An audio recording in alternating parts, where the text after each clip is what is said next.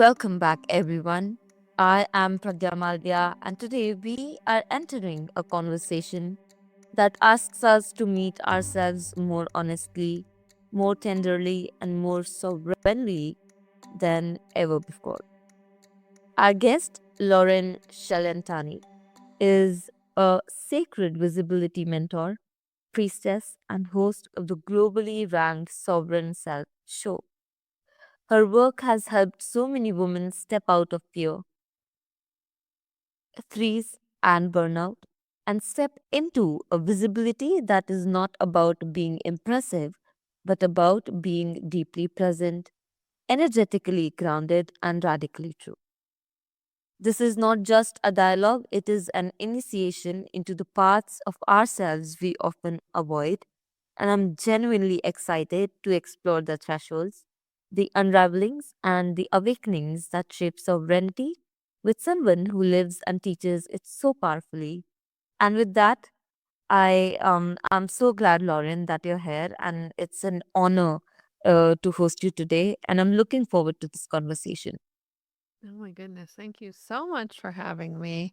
And I'm excited to decode or at least interpret some of the divine today. That's a great way to start with, and thank you for that. Um, Lauren, I've noticed that sovereignty it rarely begins with clarity. It often starts with confusion, chaos, inner rupture, or a moment that we can't bypass anymore. So, where you stand, what is that subtle inner shift that signals the beginning of sovereignty awakening in someone's life? And I'm curious because most of us have that one moment. Yes, what is your take on that? And what is that subtle inner shift according to you? Oh, what a beautiful question. So, as you probably heard in the intro, my podcast is called The Sovereign Self Show.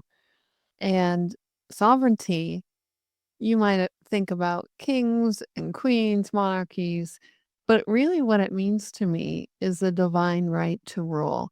And when we speak about it, at least my perspective, in a spiritual sense, the creator of our reality sense, sovereignty really means a divine right to rule your own life, your own reality, your experience this lifetime. Easier said than done, right?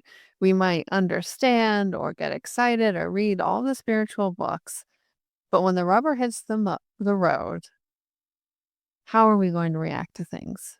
Because the one constant in life is change. So, how do we react? How do we proactively get out ahead of things?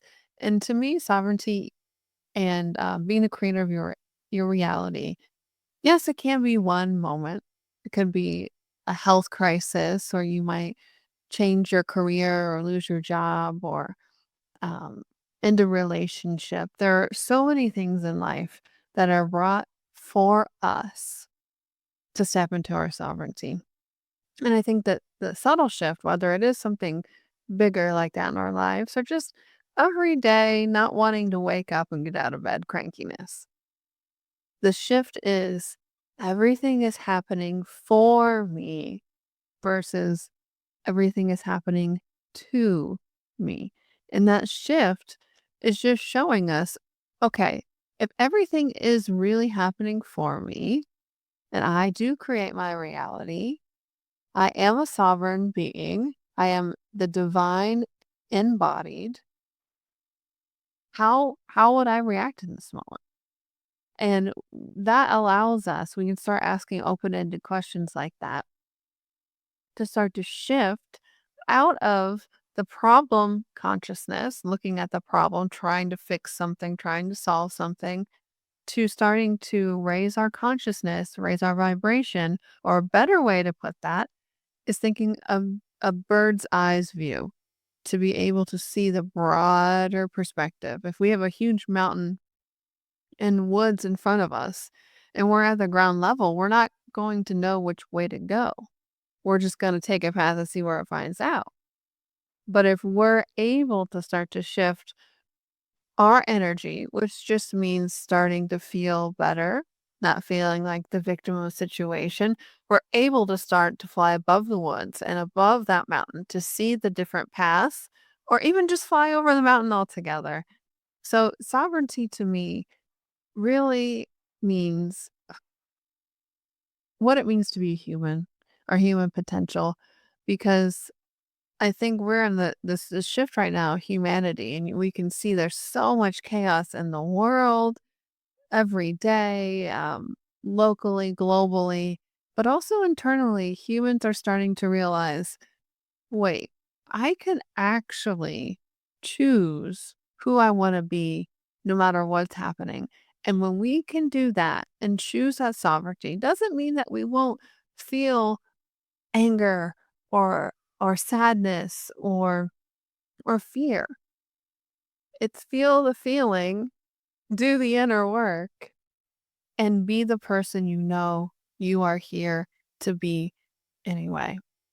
So I think to answer your question, sovereignty amidst the chaos is really that inner shift of, is this how am I a victim right now? Is this happening to me? Or am I choosing to see this, whether it is a health diagnosis or someone you break up with in the relationship?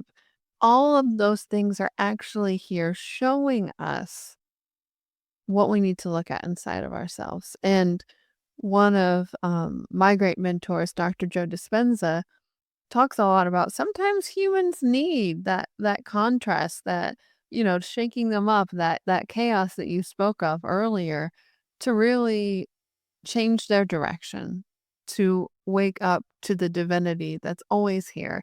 And it's not because we're doing anything bad. The divine does not look at us that way. It's literally happening for us to become who we were meant to be, but actually realize that we are already that. We all already whole.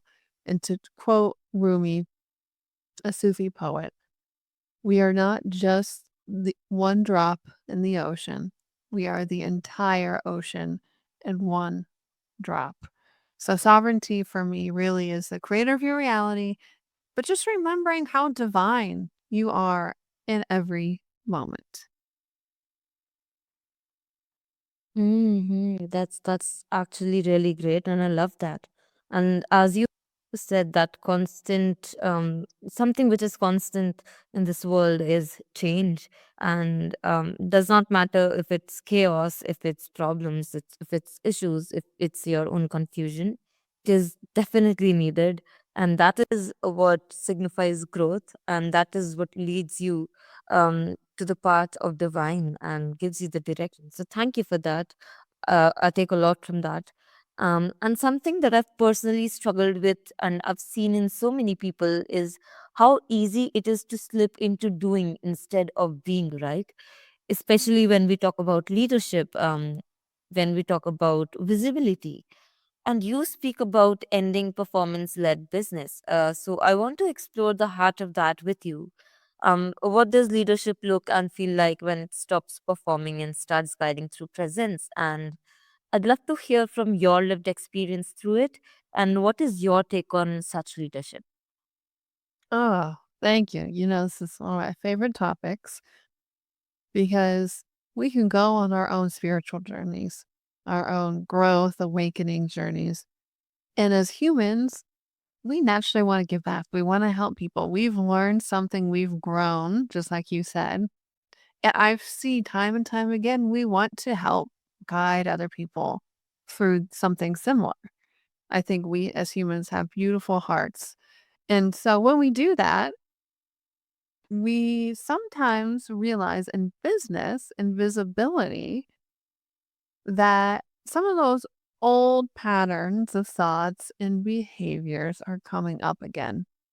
So what I saw in myself and what I see with so many women that I work with is we go on the spiritual journey, we grow, we heal our bodies, we heal our relationship patterns, something in our lives where we want to give back.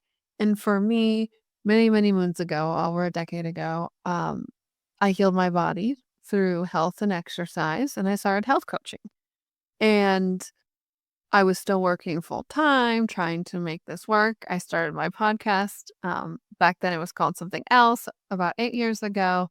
but I was really approaching it from this lack mindset. Who's going to listen to my podcast? I'm putting all this work in. No, nothing's going anywhere. You really are approaching it from an old vibration, an old perspective that is being shown to you. And what this can cause for people, and for me, was burnout, extreme exhaustion. I would make myself sick because I was working so much. Even after I quit my job, it was a huge adjustment period for me, realizing, oh, if I could just post more, if I could just do more, then I'd be successful.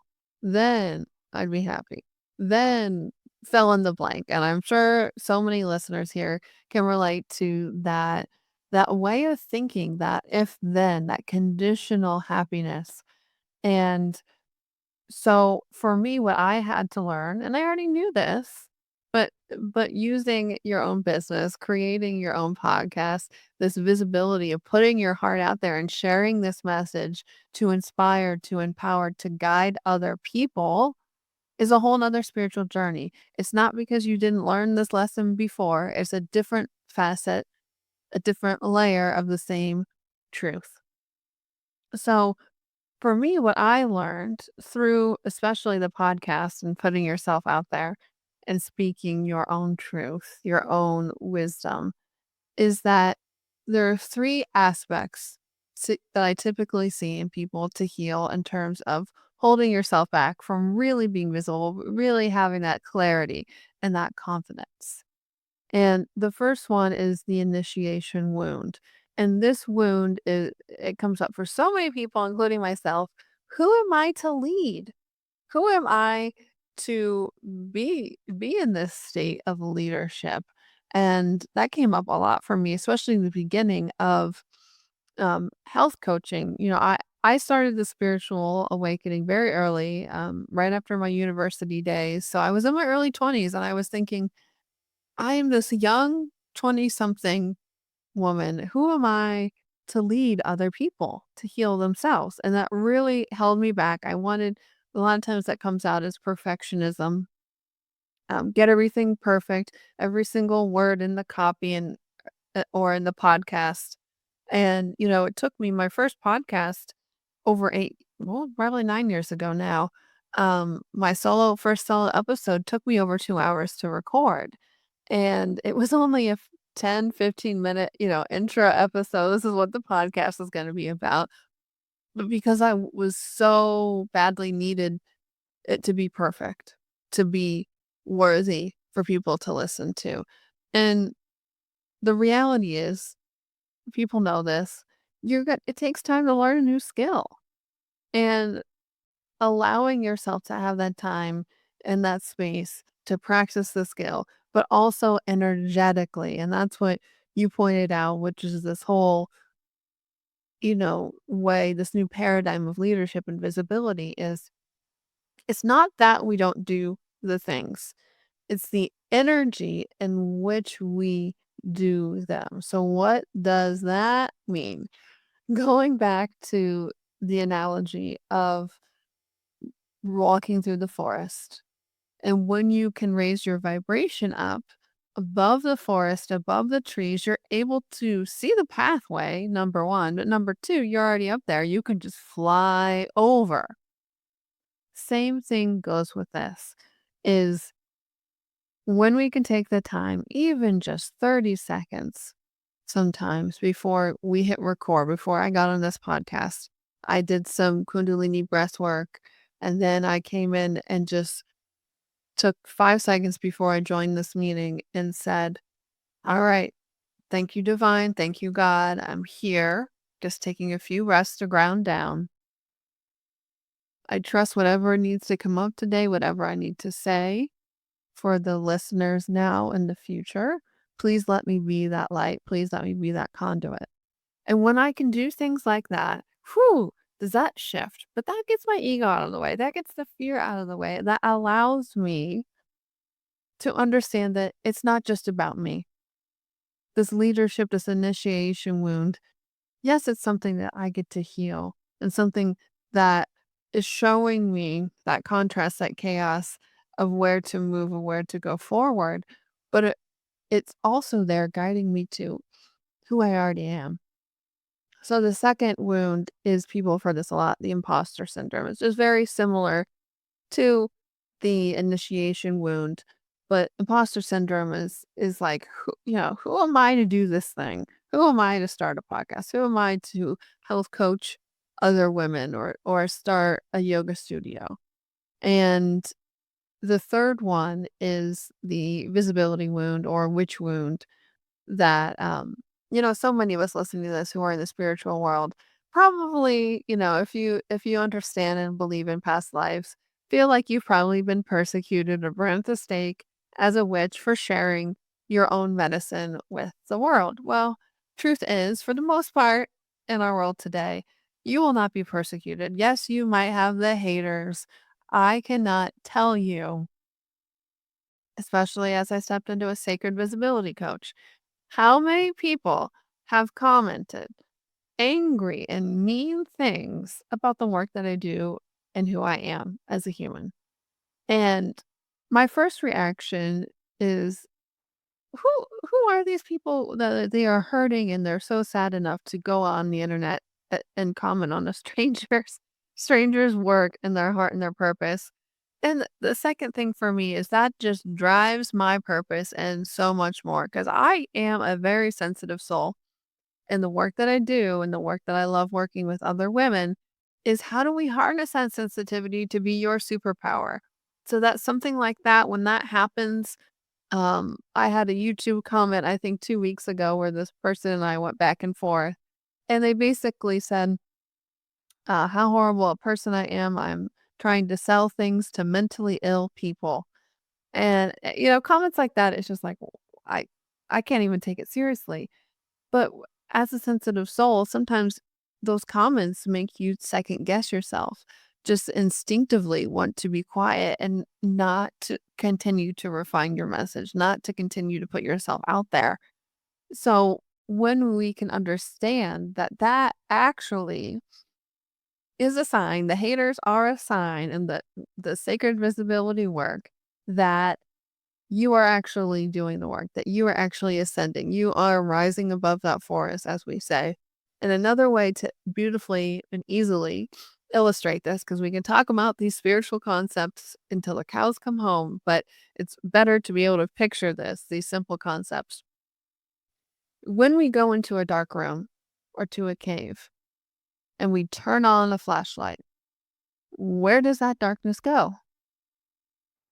The darkness has to come to the light. And the same thing happens when you're doing a vibrational work. When you are showing up in a different energy, the darkness has to come to the light.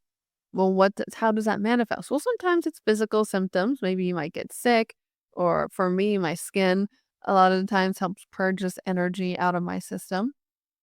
Or it might be in your business or your podcast or visibility, or where these haters, these random people you don't know on the internet, start to comment on your beautiful work that you're doing to serve humanity. And your body, your business, everything wants to move energy in the way of least resistance. And when we can understand that, there's going to be contrast. There's always going to be contrast like that, whether it's the haters or acne, whatever in your life, that it's actually here happening for you. To circle back, way back to the beginning of our conversation, there's that contrast, the icky stuff, whether it's visibility or in your life, is here guiding you towards that expansion of being your own sovereign self. So I think I answered your question there. I could speak a whole day on this topic, but please let me know if you have any other follow up. That's actually great, and thank you for that shift. I actually love it, and thank you for the framework that you've given us about doing and not being, and that was really great. So many insights we've got. I don't feel any follow up can actually work up to that, and thank you for that. Also, if I continue from what I have observed in myself and others, The desire to be seen and the fear of being seen often coexist in the same breath. And if we talk about leadership, if we talk about doing and not just being, this actually correlates with this pattern of humans, right? And when a woman, she's frozen, she's burnt out, or terrified to step into her visibility, what do you think is the first energetic or somatic gateway she must cross to begin that transformation? Because, to be very honest, it's not a one day thing, and it is not, yeah, and it is not a cup of tea.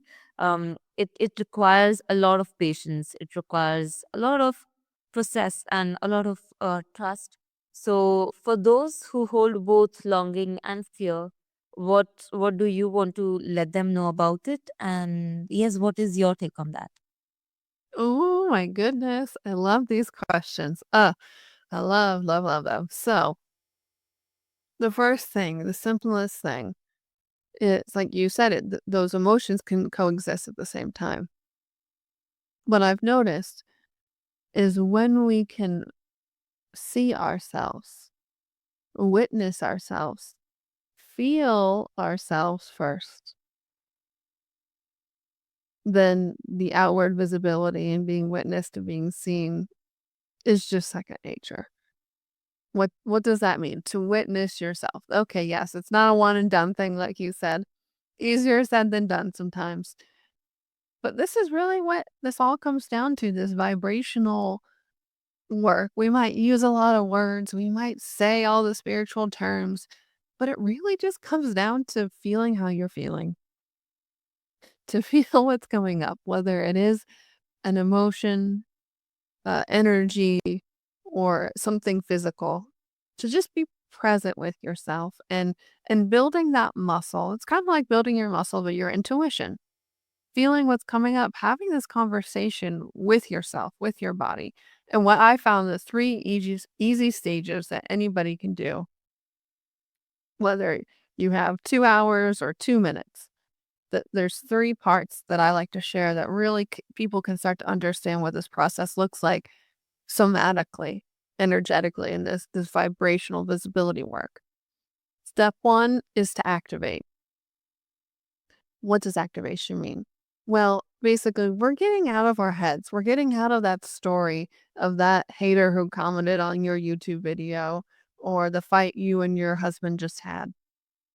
When we can start to shake up the body, whether it's physical shaking, jumping up and down is very healthy for your body and your lymphatic system, but also is a very, very easy way to shift out of that whatever state you're in, story you're telling yourself. Breath work, Kundalini yoga, also very good options to start to shift out into more of a trance-like state. A trance-like state, ancient cultures for millennia, what you think about cultures of dancing and tribal dances around the fire. Well, what they're actually doing is they're getting out of that normal, kind of little stressed out brainwave state into this trance-like state.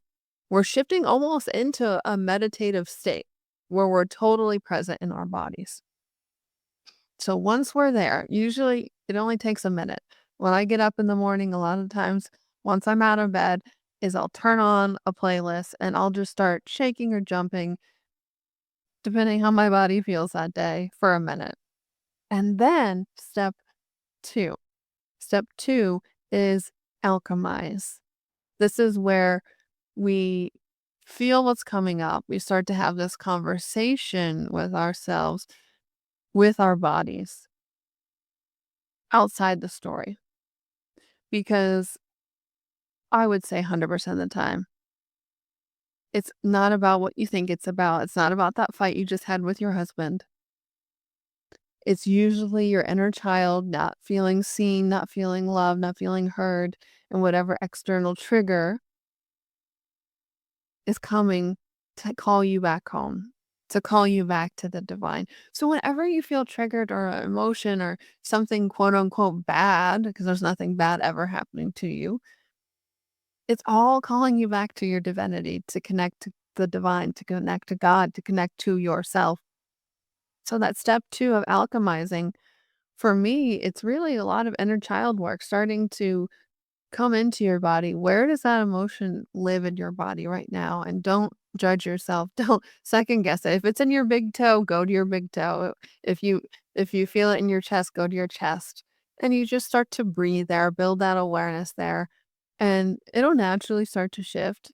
But you can start asking it questions, and you'll start to feel that energy shift out of the fear, the anger, whatever state you're in, into a more calm state. And then the last step, so we had activate, alchemize, and the third step is to allow.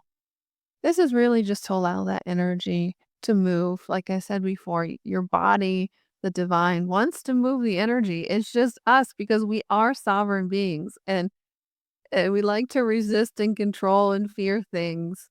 When we can get into that trance state, and we can start to alchemize, just feel what's ever coming up for us. And then we can just relax and allow the energy will move. And for me, it's very simple. You can meditate. I listen to like white noise, like a fan running, and just tune into the energy and the sound of it, and the energy will move. And a good example of this is when you're in the shower. I'm sure many listeners have experienced this. All of a sudden, the ideas come to you. All of a sudden, that problem you were trying to solve earlier in the day, or that song you were trying to remember, plops into your head, plops into your mind. Where does that come from? It's because you're already in that trance-like, relaxed state. So the divine, you, your higher self, your soul, whatever you want to call it, has the opportunity because you are open to receive.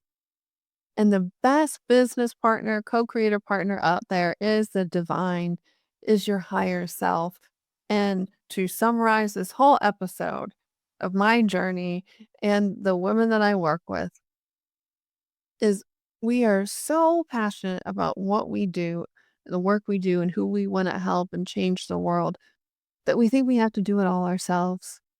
And that is nothing further from the truth. It's all actually guiding you back to a deeper relationship with yourself, aka the divine. And when we are in this allowing, beautiful state, we remember that the stream of well-being has always been there, that we are always, always, always surrounded and supported with so much love and worthiness. And, you know, personal story, not so much related to business, but a little bit. One of my best friends unexpectedly passed away a few weeks ago. And it was a shock to my system. She was going through some health crisis, but it wasn't anything that any of us expected that, she was going to transition over to spirit. And one day, after our story was, hey, after you get better, I'd love for you to come help me with my business. And we were going to build this together. And we were planning on opening a retreat center somewhere, buying the land, and she was going to run it. And she always told me, I never wanted to start my own business or do my own thing like you are. But she still is very spiritual because she is spirit now. She said she was always a behind the scenes person. And now I understand why. Because grief, although I experienced all stages, including denial, I didn't think it was real, through anger, sadness, everything I experienced. Sometimes it felt like all at once. But now when I think about her and when I connect to divine, I just feel, whew, how much I'm loved and how much I've always been loved, and each and every one of us are by the divine. I can feel her presence and her reassuring me, hey, this death thing is pretty good. Where we all are in the divine spirit, oh, just how expansive and how at peace and how much love she is. And she is supporting me. And she is here with us right now, I know, on this podcast. Um, Reminding us that every single thing is guiding us back to divine, including the visibility. So when we can take that time, we feel fear of showing up online, of starting the podcast or going on a podcast or whatever it may be, that's all calling you back to coming more present in your body, in your emotions, and your energy, and ultimately your connection to the divine. So I think that answered your question. It definitely did. And I'm so, so sorry about your friend's demise. And Yeah. um, all my condolences. And I wish you all the strength for that.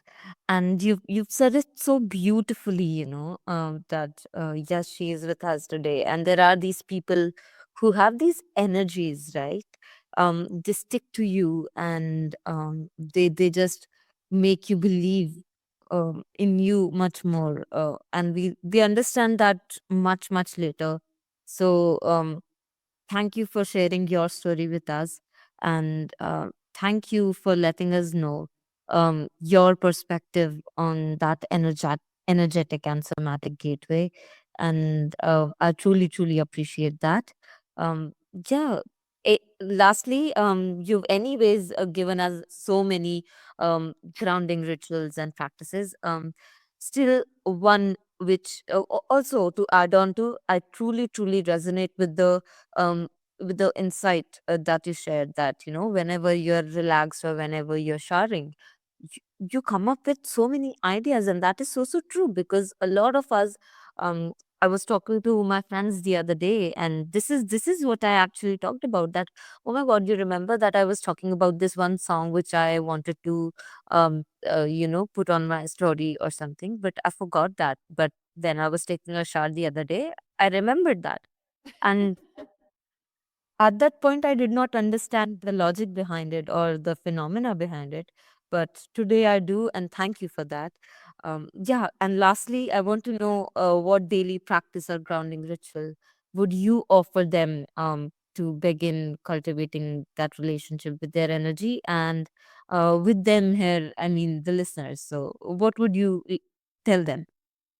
Oh my gosh. I think what I said, but just to simplify it again, wake up in the morning, turn on your favorite playlist or your music, whatever it is, take one song, start jumping around or shaking your body, however feels great for you.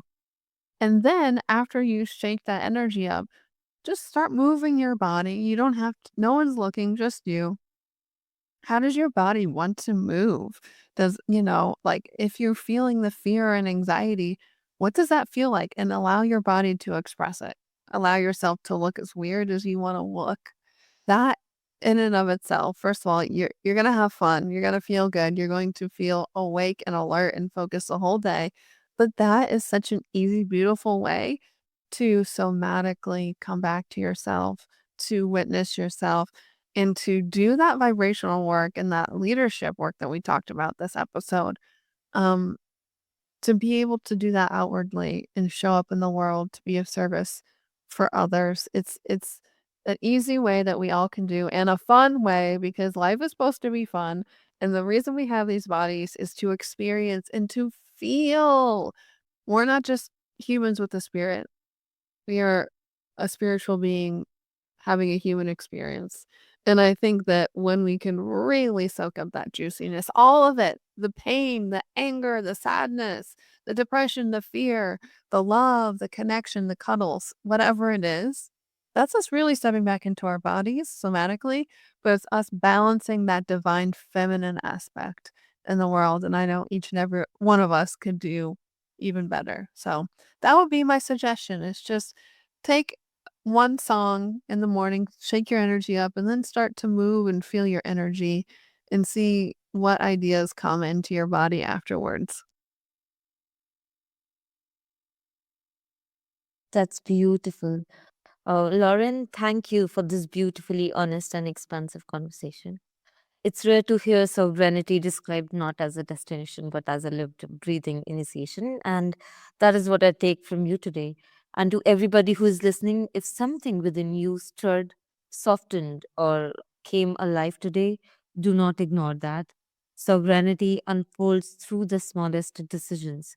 The breath you return to, the truth you stop avoiding, the visibility you step toward, even with trembling hands, is is leading you to paths you don't even know. So just don't ignore that.